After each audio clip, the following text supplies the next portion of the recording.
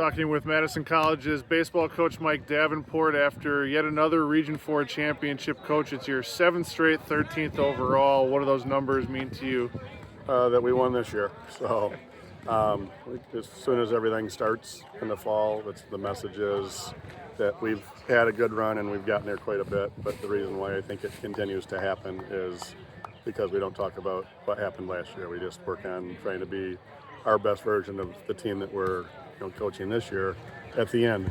And no, they fought through. We've won a lot of games. We've been in a lot of close games. So I think that like us being in tight games shouldn't surprise us if it happens, and I think we'll be prepared. So guys bounce back. We only gave up runs in 2 innings the entire tournament, but 2 innings were 2 big spots that had some bad defensive lapses in it and poor decision making. But in both games we responded quickly after a lot of teams I think struggle with like the snowball effect, and so even though it was big, we stopped it. So this tournament, the region tournament, had a lot of ups and downs, especially when you factored in the weather and some stoppages. Yeah. How did your team kind of persevere through that as well as the opponents? Well, there's a lot of waiting around just because of the lightning delays and a little bit of rain, but it was more lightning. So we didn't have to put the tarp on at all, which helped in terms of the effort of getting wet and having a change of clothes, especially when you're playing a game or the game before you play. But no, they were here, even though they weren't going to be forced to watch every game. They pretty much saw every game because we were waiting for delays and if we needed to put the tarp on. But no, they did a very good job of just hanging with it when those things happened. So how does this group compare to some of your more recent teams that have gone to Enid? It's definitely there's some differences. We've got some returners.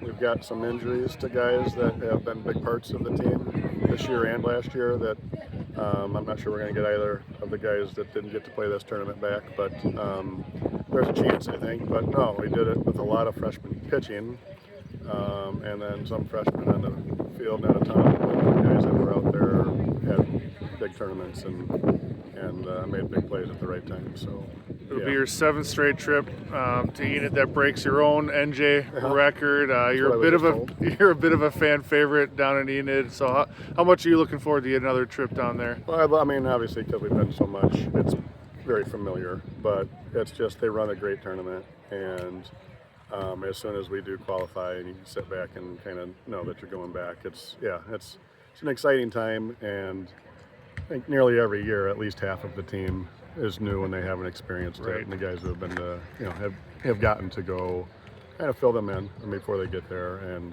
no, I think we'll probably have the same little league team again, I'm assuming, that we've had for 5, 6 years. We're seeing these people grow up with their kids. So that part of it's really cool in terms of like the longevity of how long we've gotten to go, especially for the coaches, obviously, because they're new players every year. But no, it's just it's an exciting time every year, and we've been a bunch. It'd be nice to get in there and compete and play on the last day again. So, well, Mike, congratulations again. Best of luck. Thank you. Thanks a lot, Adam.